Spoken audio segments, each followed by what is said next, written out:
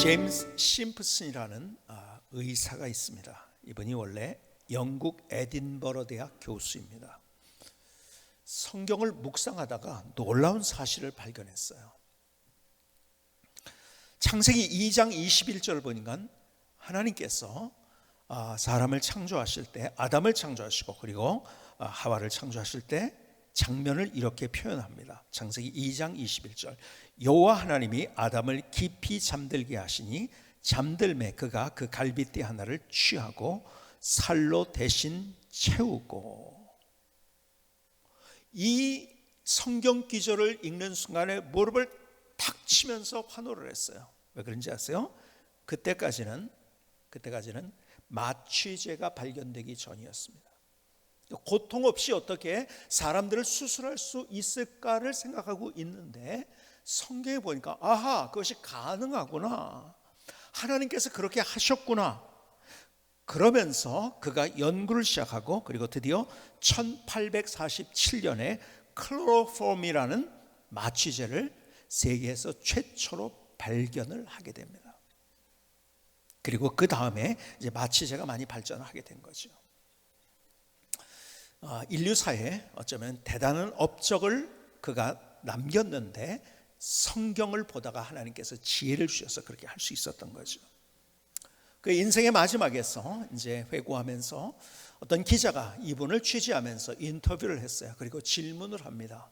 당신의 인생의 최대의 발견이 무엇입니까? 물론 이 사람이 클로로폼 마취제를 발견했기 때문에 그것을 유명해졌기 때문에 그런 답이 나올 거라고 생각을 했어요. 근데 그 질문 앞에 당신 최대의 발견이 무엇이냐고 물어봤을 때 그는 이렇게 대답을 합니다. 내 인생 최대의 발견은 성경을 통해 내가 죄인의 괴수라는 것과 그리스도께서 나의 구주시라는 것입니다. 그렇죠? 우리가 아무리 많은 것들을 내가 얻었고 누렸고 우리가 아무리 많은 것들을 소유하고 그리고 세상 사람들이 할 수 없는 어떤 일을 했다 할지라도 우리가 이거 모르면은요, 우리의 인생은 의미가 없는 거죠. 그렇죠?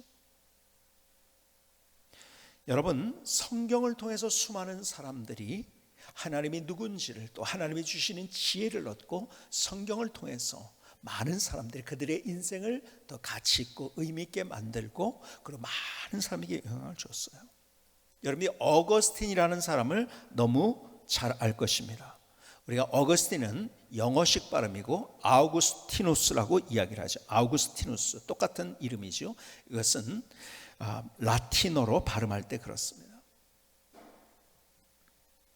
기독교가 공인된 지 얼마 안 됐을 때 그는 어머니가 유명한 사람이었죠. 모니카라고, 그렇죠? 많이 들어보셨죠? 아들을 위해서 굉장히 기도했어요.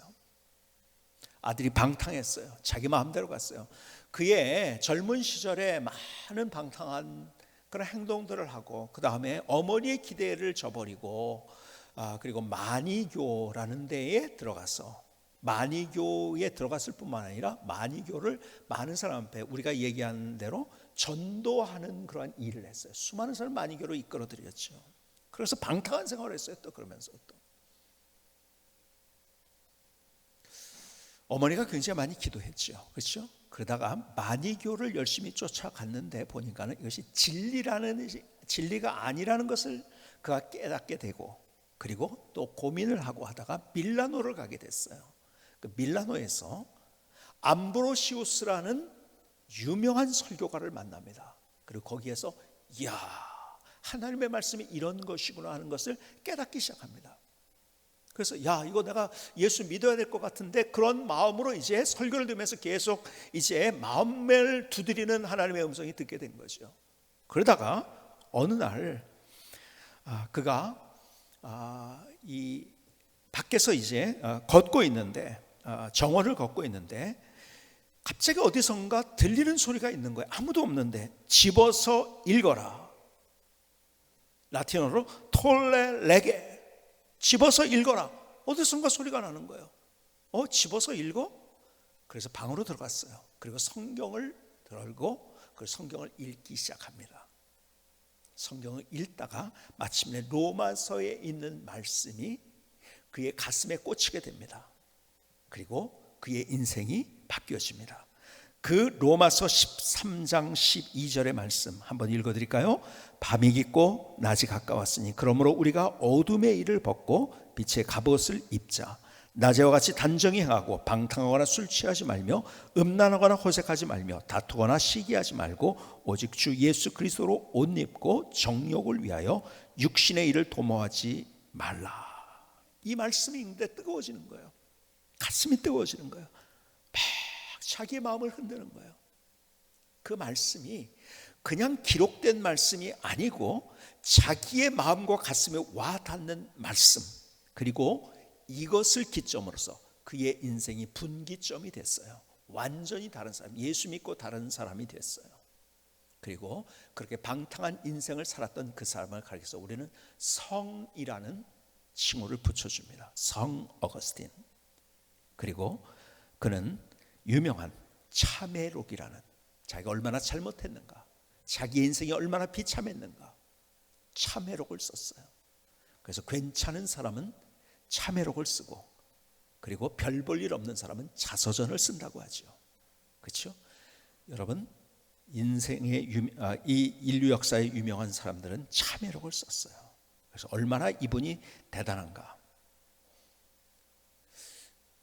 소터라는 사람이요, A 소터라는 사람이 이 사람을, 이 어거스틴이 이렇게 표현했어요. 신약 시대 이후 가장 탁월한 그리스도인이었다. 그렇죠? 사도 바울 이후에. 그래서 기독교 교회 역사를 보면요, 가만히 보니까 그러면 이것을 이어왔던 가장 탁월한 사람이 누구였는가를 한번 생각하면 첫 번째는 사도 바울이었어요. 예수님 이후에. 그렇죠? 그 다음에 사도 바울, 그 다음에 어거스틴, 그 다음에 또 기독교 역사의 방점을 찍었던 유명한 사람 마틴 루터, 그리고 그 다음, 저는 이렇게 제가 이야기해서 사람을 꼽으라고 한다면 뭐 수많은 사람들이 있었죠. 그런데 사도 바울 이후에 어거스틴, 그 다음에 마틴 루터, 그 다음에 윌리엄 캐리. 윌리엄 캐리를 근대 선교의 아버지라고 이야기를 합니다. 그를 통해서 여러분, 교회가 달라지고 그리고 세계를 향해서 위대하게 주님의 복음을 증거하는 일들이 생겨나요. 복음적인 크리스천들이 그때서부터 생겨나기 시작한 거예요. 어쨌든 우리에게 얼마나 많은 영향을 준 하나님의 사람이 되었는지요. 그가 어떻게 했을 때 하나님을, 말씀을 제대로 만났을 때. 여러분, 우리가 하나님의 말씀을 얘기해요. 하나님의 말씀이라는 단어가 우리는 한 단어로 되어 있지만은 헬라어에 보면은요, 말씀이라는 단어가 세 개로 구분이 되어 있습니다. 첫 번째는 로고스라는 단어예요. 로고스. 여러분 많이 들어보셨죠? 로고스. 기록된 말씀. 조금 더 좀 이렇게 더 설명을 한다면 지성 안에 작용하는 말씀. 이렇게 됐구나. 누가복음 5장에는 베드로가 이렇게 했구나. 예수님이 이렇게 하니까 이렇게 했구나. 뭐 이러면서 그냥 지성적으로 이해할 수 있는 그 말씀, 그 기록된 말씀. 그리고 두 번째 캐리그마. 캐리그마는 뭔가 선포된 말씀입니다. 제가 설교를 합니다. 그렇죠? 하나님의 말씀. 여러분, 설교는 성경 공부가 아니고 선포입니다. 선포. 캐리그마. 그 다음에 레마. 세 번째 단어는 레마입니다. 레마는 뭐냐? 내가 경험한 말씀. 그냥 여기에 써 있는 글씨가 아니라 그냥 단순한 그 진리네 이것이 아니라 그것이 내 마음에 부딪혀서 신비의 보석같이 새겨지고 그 말씀 때문에 뜨거워지고 그 말씀 때문에 마음이 격동되어지고 그 말씀 때문에 손이 움직이고 인생이 움직여지는 그 말씀, 그것이 레마의 말씀이에요. 여러분, 그런데 우리가 말씀을 대하면서요, 말씀을 대하면서 우리는 로고스나 캐리그마에 머물러 있으면 안 된다는 거죠. 여러분, 요한복음 6장 66절에는 이렇게 기록되어 있어요. 그때부터 그의 제자 중에서 많은 사람이 떠나가고 다시 그와 함께 다니지 아니하더라. 예수께서 12 제자에게 이르시되 너희도 가려느냐. 예수님 말씀을 들은 사람이 많아요. 그렇죠? 로고스의 말씀, 캐리그마의 말씀은 그들이 듣고 봤어요. 그렇죠? 근데 거기서 끝난 거예요. 그냥 로고스 캐리그마로 끝난 거예요.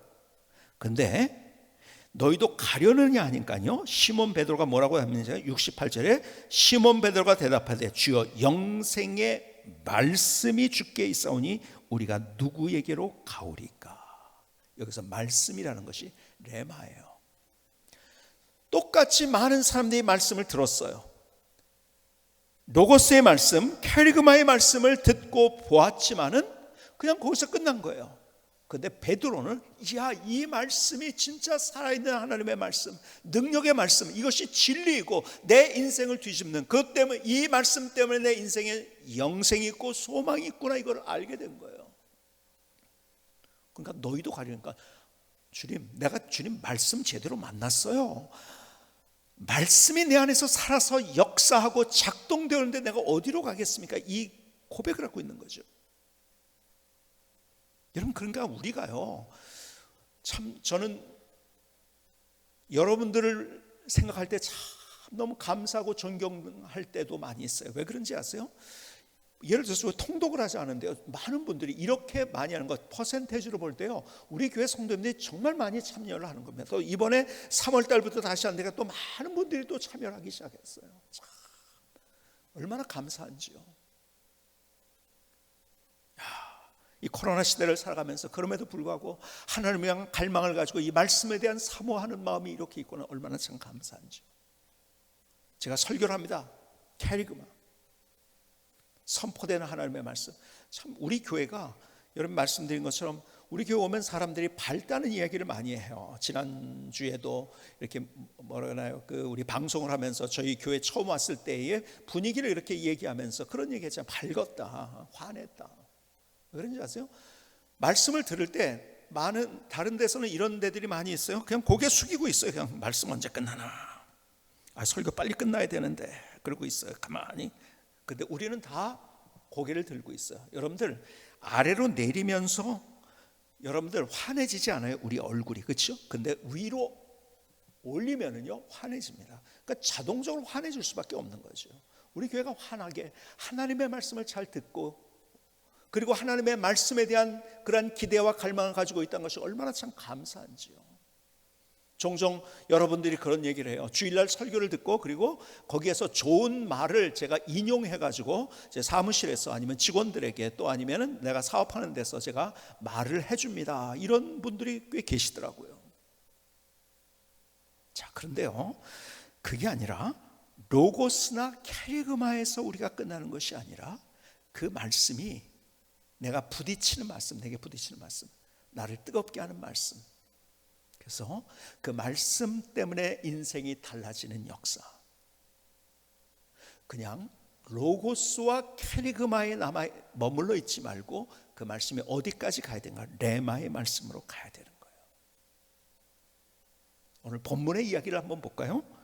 여러분 누가복음 5장의 말씀, 누가복음 5장 1절로 5절의 말씀을 보시겠습니까? 무리가 몰려와서 하나님의 말씀을 들을세. 이 말씀은 뭘까요? 무리들이 많은 사람이 들었어요. 이 말씀은 여러분들이 제가 설명을 했는데 헬라어로 얘기하면 뭘까요? 이것이 로고스예요. 로고스. 로고스의 말씀을 들으니 예수는 게네사렛 호숫가에 서서 호숫가에 배 두 척이 있는 것을 보시니 어부들은 배에서 나와서 그물을 씻는지 예수께서 한 배 오르시니 그 배는 시몬의 배라. 육지에서 조금 떼기를 청하시고 앉으사 배에서 무리를 가르치시더니 말씀을 마치시고 시몬에게 이르시되 깊은 데로 가서 그물을 내려 고기를 잡으라. 시몬이 대답하여 이르되 선생님, 우리들이 밤이 새도록 수고하였으되 잡은 것이 없지만은 말씀에 의지하여 내가 그물을 내리리이다.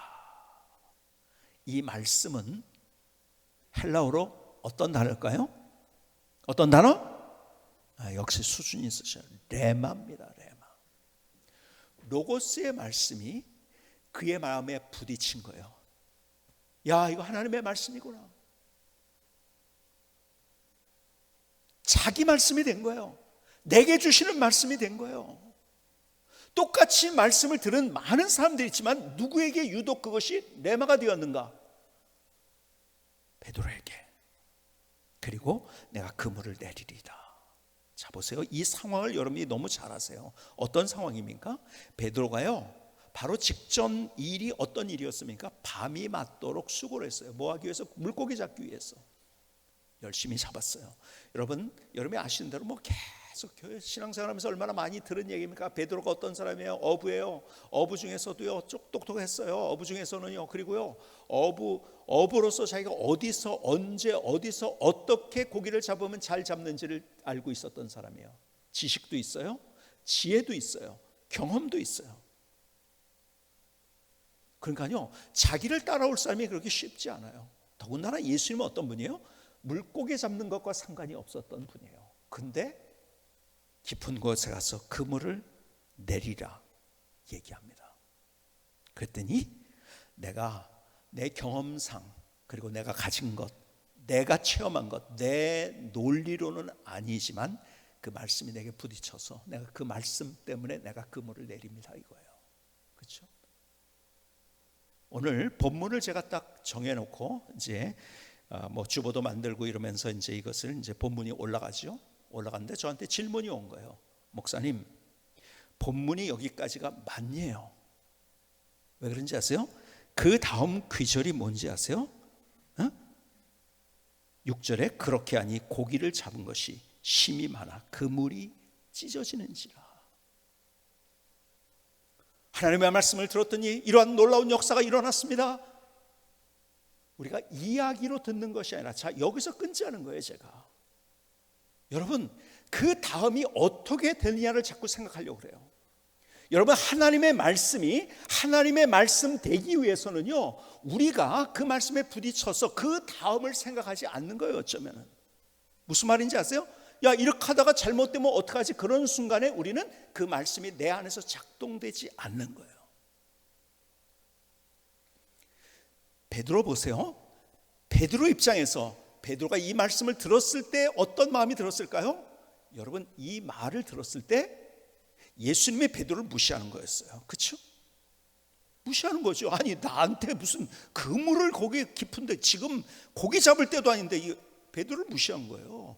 그동안 얼마나 그 갈릴리 바다에서 잔뼈가 굵었던 베드로를 무시하는 예수님의 말씀이었어요. 그렇지 않습니까? 더군다나 그래서 내렸는데 아무것도 없어. 어떡할 거예요? 다른 사람 앞에 창피를 당하는 일이 되는 거예요. 그런데도요 그의 가슴이 뜨거워서 말씀이 부딪혀져서 그렇게 했다는 거예요. 자, 여기서 제가 드리고 싶은 말씀이 이것이에요. 우리가 그 다음 구절까지 제가 본문으로 선정하지 않은 이유는 뭐냐면 그래서 어떻게 될 것인가를 자꾸 결과를 자꾸 생각하려고 하니까 우리가 하나님의 말씀 앞에 반응하지 못하는 거예요. 이것이 우리의 한계라는 거예요. 그래서 이렇게 사람들은 더 좋아지고 더 많이 소유하고 더 어떤 일이 일어나고 이걸 자꾸 기대하면 아니에요. 근데 성경은요 하나님께서 우리에게 명령하실 때는요 어떨 때는 하나님께서 나를 무시하는 것 같은 아니 이렇게 하면 다른 사람이 나한테 뭐라고 할까 하는 그러한 상황들을 우리에게 주신다는 거죠. 그런데 베드로는 그것을 받아들이고 그렇게 그 말씀이 자기의 레마가 됐다는 사실이에요. 우리는 자꾸 결과를 이건 진화론적인 사고예요. 자꾸 결과에 집착하면 안 되는 거예요. 하나님이 하나님의 일을 이루십니다. 뭐 결국 이래가지고 뭐 여러분들이 아시는 대로 고기를 잡게 되고 그물이 찢어질 정도로 잡게 되고 그러니까요 어떤 일이 벌어졌는지 아세요? 베드로는 그 자리에서 뭐요? 그물을 버려두고 예수님을 쫓아갑니다. 야 이거 내가 가진 소유가 아무것도 아니구나. 하나님과 함께 한다면 내가 어떤 일도 하겠구나. 그러니까요 자기가 가장 소중하게 생각하던 그물도 다 내려놓습니다. 자, 제가 오늘 이 말씀을 통해서 여러분에게 드리고 싶은 그리고 제가 깨달은 말씀이 그거예요. 자꾸 우리는 결과가 어떻게 될 것인가를 생각하니까 하나님의 말씀이 내게 레마가 되지 않는다는 거예요. 여러분 결과는 내가 상상하는 것을 벗어납니다. 베드로가 상상했던 것을 벗어났던 것처럼. 그러니까 내가 여기서 결과를 따지려고 할 때 우리는 하나님의 일을 할 수 없다는 것. 이것이 얼마나 제 안에 가슴 속에 닿았는지요. 여러분, 우리의 삶 속에서 하나님의 말씀이 진짜 하나님 말씀 되기 위해서는 로고스와 케르그마를 지나서 내 안에 부딪혀진 그 말씀, 그리고 그 말씀 때문에 내가 움직여지는 삶을 살게 하는 레마의 말씀이 내게 있어야 된다는 거예요. 여기서 우리는 하나님이 누구신지를 경험하는 거예요. 우리의 논리로 따지고, 그리고 우리의 생각으로 다른 사람이 어떻게 생각할 거냐, 또 누가 어떻게 할 거냐, 당신이 나를 이렇게 무시했어, 이런 것이 아니라 진짜 하나님이 그렇게 할 때 사람들은 그렇게 한다 할지 하나님이 내게 무엇을 말씀하시는가, 그리고 거기에 내 인생이 작동될 수 있어야 된다는 거죠. 여러분, 그것이 믿음이에요. 그리고 그렇게 레마의 말씀을 경험한 사람들이 다른 인생을 세워가는 거예요. 여러분과 함께 예루살렘 교회와 안디옥 교회 이야기를 같이 많이 나눴어요. 그렇죠? 여러분, 최초의 교회는 예루살렘 교회입니다. 예루살렘 교회에 폭발적인 부흥이 일어났어요. 얼마나 놀라운 일들이었는지. 3,000명씩 5,000명씩 한 번 설교에 그렇게 수많은 사람이 주님께로 돌아오고요. 그리고 사도행전 2장 44절은 이렇게 얘기합니다. 믿는 사람이 다 함께 있어 모든 물건을 서로 통용하고. 무슨 말인지 아세요?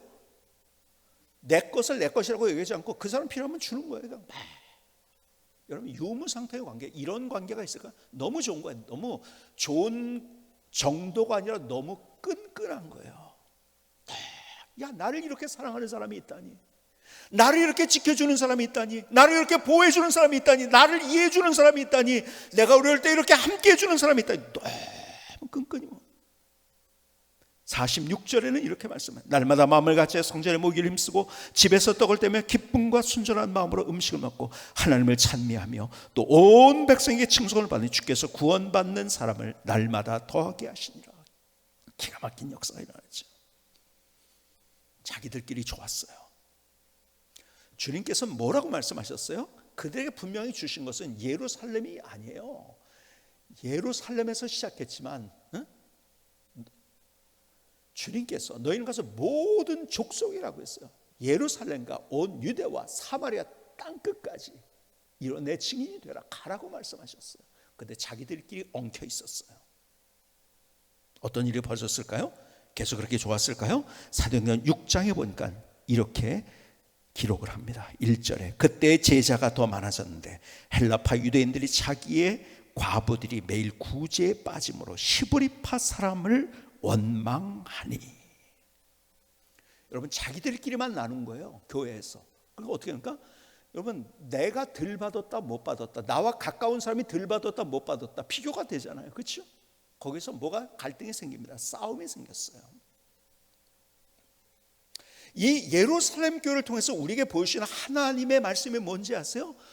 여러분, 우리가 같이 모인 것은 우리끼리 잘 되려고 모인 것이 아니라는 거예요. 우리를 통해서 다른 사람이 잘 될 때 거기에서 우리는 하나님의 역사가 무엇인지를 경험해서 다른 의미 있는 가치 있는 우리의 인생을 살아가게 된다는 거예요. 그런데 예루살렘 교회는 자기들끼리 어깨동무하고 자기들끼리 손잡고 자기들끼리 스크럼을 짜고 같이 그러고 있었어요. 부흥했죠. 놀라운 일이 벌어졌죠. 그러나 거기 갈등이 생기기 시작합니다. 여러분, 교회에서 우리가 드려지는 헌금은 서로 우리가 너 먹고 나 먹고 이것이 아니에요. 그래서 우리가 각 기관에서도 막 교회 예산 가지고서 막 과하게 먹지 않도록 그렇게 우리가 예산 배정을 하고 이런 것들 하고 있잖아요. 여러분, 우리가 어떻게 더 나누고 베푸니 아니지, 더 내가 아닌, 우리가 아닌 다른 사람에게 어떻게 흘러가게 하느냐, 그럴 때 더 놀라운 하나님께서 은혜가 우리 안에 흘러가게 만드시는. 근데 자기들끼리 야, 이거 어떻게 된 거야? 왜 나랑 가까운 저 사람 왜 이것밖에 못 받았어? 저 사람은 그거 보니까 비교하면 그거 안 되는데 서로 비교하고 따져보고 갈등이 생겨요. 문제가 생겨요. 그래도 몰랐어요. 그때 하나님께서 야, 너희들 그렇게 싸우면서도 정신 못 차리고 있구나. 그래서 어떤 일이 벌어지는가? 8장으로 넘어가서 이렇게 됩니다. 8장 1절에 사울은 그가 죽임 당함을 마땅히 여기더라. 그가 누구예요? 스데반의 순교가 있었어요. 그리고 그날에 예루살렘에 있는 교회에 큰 박해가 있어 사도 외에는 다 유대와 사마리아와 모든 땅으로 흩어지니라. 그래서 드디어 그들이 흩어지기 시작한 거예요. 하나님께서 하나님의 일을 이루신 거예요. 그리고 흩어진 사람에 의해서 얼마나 놀라운 하나님의 드라마가 만들어졌는지요. 그러면서 어디까지 갔습니까? 흩어진 사람 안디옥까지 갔어요. 자, 안디옥에 있는 교회 우리가 같이 봤잖아요. 예루살렘, 우리의 초대교회로 돌아가자는 말, 초대교회로 회복돼야 된다는 말은 예루살렘 교회가 아니라 우리가 안디옥 교회라는 이야기를 여러분과 함께 나눴어요. 안디옥 교회 얼마나 대단한 교회요. 개척교회였었어요. 여러분, 예루살렘에서 개척한 개척교회였는데 오히려 참 대단하죠. 이게 우리의 교회가 돼야 되는 거예요. 개척한 교회가 어떻게 됐습니까? 오히려 클라우디우스 황제 때 11장에 보니까 사도행전 11 글라우디오 황제 때 큰 기근이 들었어요. 그럼 근동 지방에 다 기근이 들은 거예요. 그런데 자기도 어려운데 그들이 오히려 어디를 도와줍니까? 예루살렘 교회를 도와줍니다. 여러분, 나 힘들다고 내가 여기에서 끝나는 것이 아니라, 그리고 나는 없다고 아니라 나 힘들지만은 그래도 더 나누고 베풀었던 안디옥 교회. 지난 주간에 월드비전 이 지역을 책임 맡은 분과 같이 만나서 얘기를 하는데요. 어떤 분이요, 이 코로나 때문에 다 망했대요. 정말 모든 것들이 다 망했대요. 근데 그분이 찾아왔대요. 월드비전에 찾아와서 내가 보니까 내가 어려운 사람을 돕는다고 그렇게 해놓고서 내가 있었을 때 못 도와줬습니다. 지금 내가 다 망했지만은 내 인생을 돕는 것부터 시작하겠습니다. 그리고 돕겠다고 찾아왔대요. 다 뱅크럽시가 됐는데 자기의 있는 것을 다 탈탈 털어가지고. 안디옥 교회가 그렇게 했다는 거예요. 안디옥 교회가 자기들도 어려웠어요. 먹을 것이 없었지만. 근데 더 기가 막힌 일은 뭡니까? 우리 같이 보았던 사도행전 13장의 말씀 1절로 3절의 말씀. 안디옥 교회의 선자들과 교사들이 있으니 곧 바나바와 니게라는 시몬과 구레네 사람 루기와 분봉왕 헤롯의 젖동생 마나연과 및 사울이라. 사울이 바울이죠. 주를 섬겨 금식할 때 성령이 이르시되 내가 불러시키는 이리 위하여 바나바와 사울을 따로 세우라 하시니 이에 금식하며 기도하고 두 사람에게 안수하여 보내니라. 여러분, 안디옥 교회는 그때 어떤 교회였을까요? 대형 교회였을까요? 초대형 아니에요. 이제 성장하기 시작하는 교회였었어요. 그런데 자기들의 에너지를, 그리고 자기들의 가장 소중한 리더십까지 그들은 파송했고, 그리고 안디옥 교회를 중심으로 해서 사도 바울의 1차, 2차, 3차 선교 여행이 시작됐고, 그리고 새로운 선교의 물줄기가 만들어진 거죠. 여러분, 소아시아를 거쳐가지고 북쪽으로 시리아, 또 레바논을 거쳐서 터키, 지금으로 따진다면 터키를 거쳐서 저 그리스, 로마까지 해서 복음이 전파되는 전초 기지가 됐어요. 너무 기가 막힌 거죠. 늘 얘기하지만 우리 교회가 하나님께서 여기까지 인도하신 것은요, 우리가 잘했다기보다 하나님이 원하시는 것을 했기 때문에, 우리가 먼저 어떻게 세계를 향해서 주님께서 땅 끝까지 가라고 하신 그 명령을 따라서 우리가 그렇게 가려고 노력하고 함께하고 같이 기도하고 선교사들을 파송하고 함께 했는가. 하나님께서 그런 교회들을 사용하신다는 거죠. 우리가 힘들어도, 우리가 좀 덜 먹어도, 좀 우리가 가진 것이 없어도 우리가 더 그렇게 나누었을 때 지금 전 세계에서 우리가 파송한 선교사님을 통해서 얼마나 놀라운 기가 막힌 일들이 일어나고 있는지.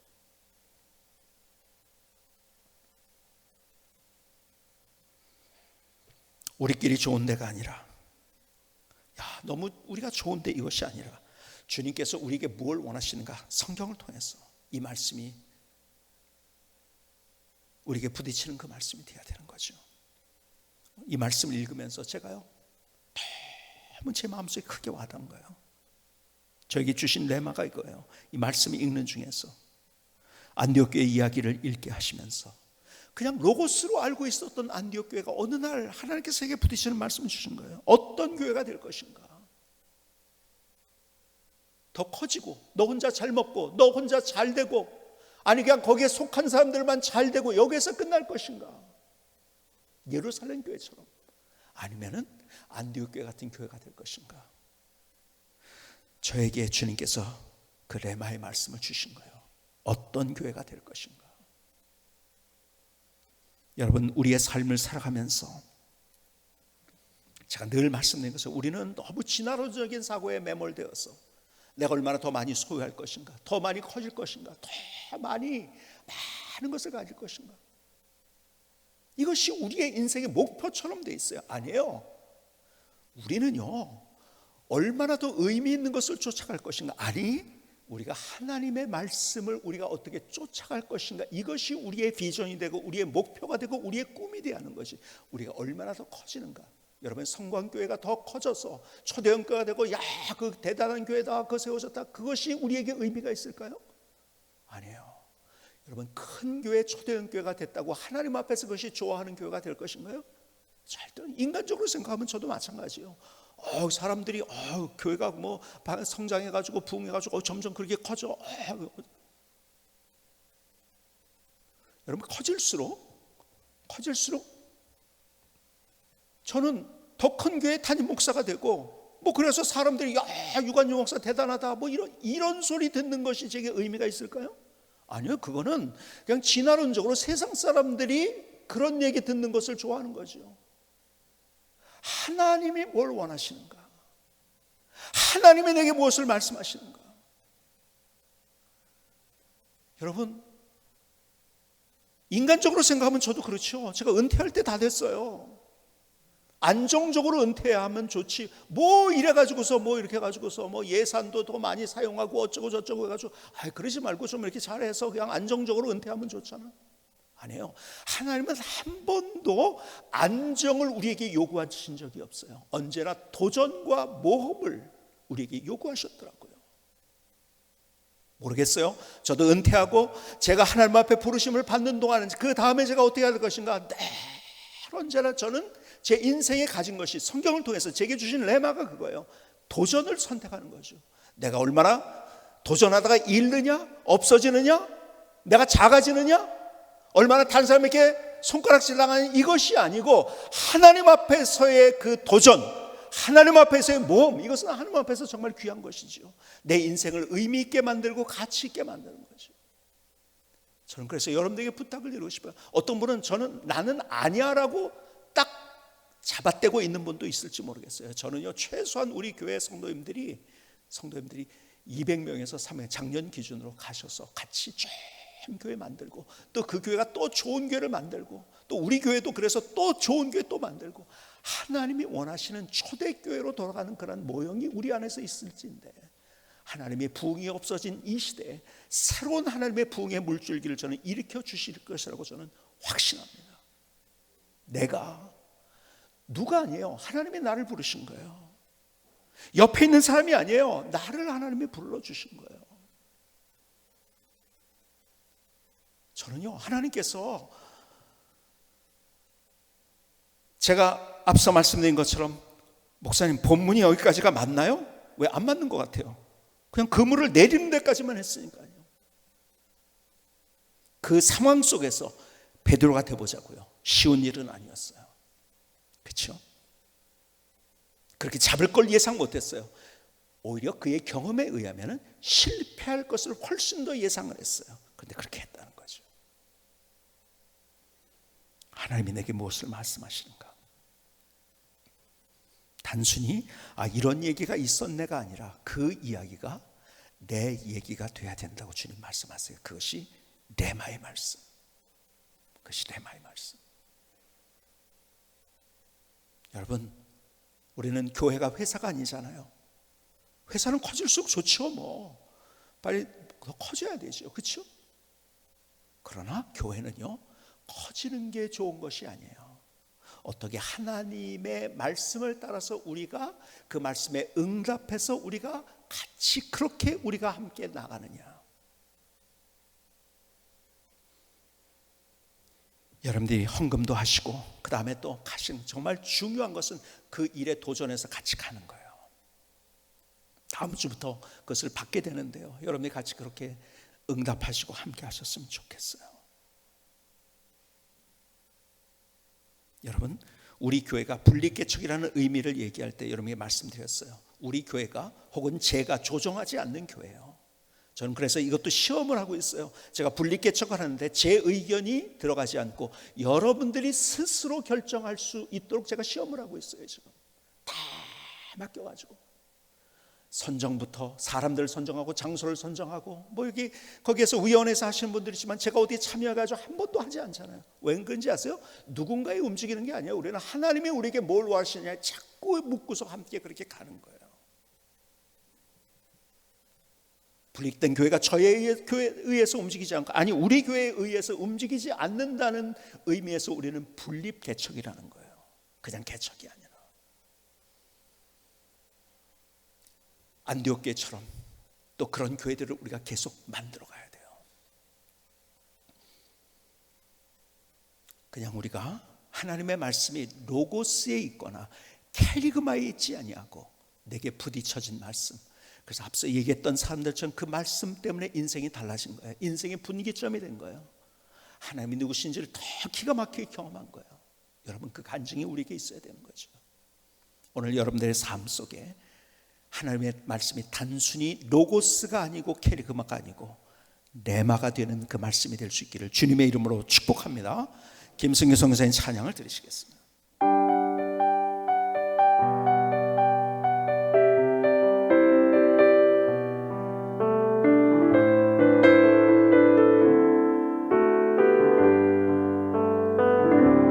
하나님의 기록된 로고스의 말씀이 게리그마에 선포된 말씀 되게 하소서. 하나님의 기록된 로고스의 말씀이 레마의 말씀 내가 경험되게 하소서. 내 인생에 살아있는 말씀으로 내 심장에 보석같이 새기며 나의 손이 하나님의 말씀으로 움직이게 하소서. 내 인생의 구원의 말씀으로 내 영혼에 보석같이 새기며 나의 발이 하나님의 말씀으로 움직이게 하소서. 갈릴리 바닷가에서 주님의 말씀에 의지하여 시몬이 믿음의 그물을 베서 내리었듯이 말씀의 능력 안에서 멋진 인생을 열어요. 아름다운 인생을 살아요. 하나님만이 나의 보배.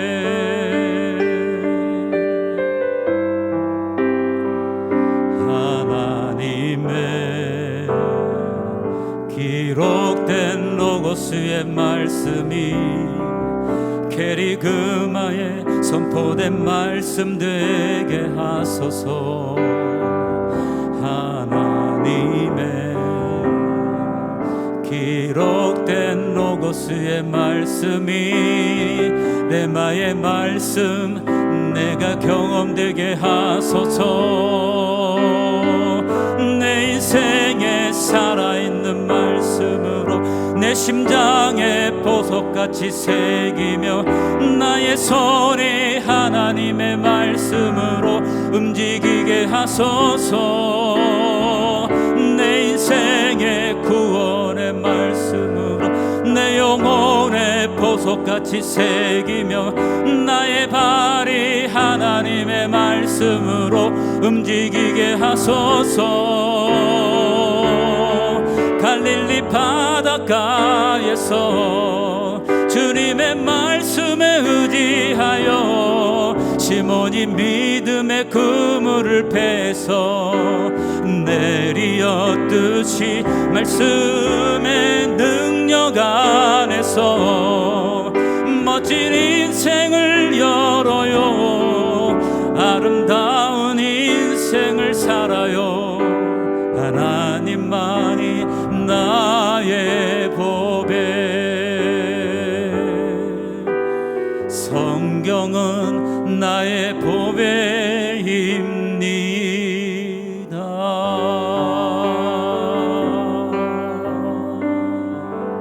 아멘. 하나님, 나의 고백입니다. 나의 기도입니다. 주님, 나를 받아주셔서 하나님 감사합니다. 설교자로서 늘 고민이 이거예요. 잘못하면 로고스의 지적으로 이해한 말씀을 지적으로 이해하도록만 만드는 설교자가 될 수 있어요. 그래서 제 하나님 앞에 드리는 기도가 어떤 기도인가? 하나님, 이 말씀이 먼저 저에게 레마의 말씀이 되고, 그리고 이 말씀이 다른 사람에게도 레마의 말씀으로 부딪혀지게 하옵소서. 매일 기도하는 거예요.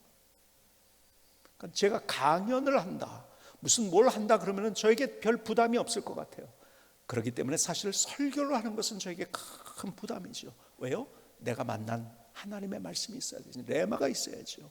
그거 없이 로고스에서 로고스로 옮겨가면은 그것은 의미 없는 전달이 되는 거잖아요. 그렇죠?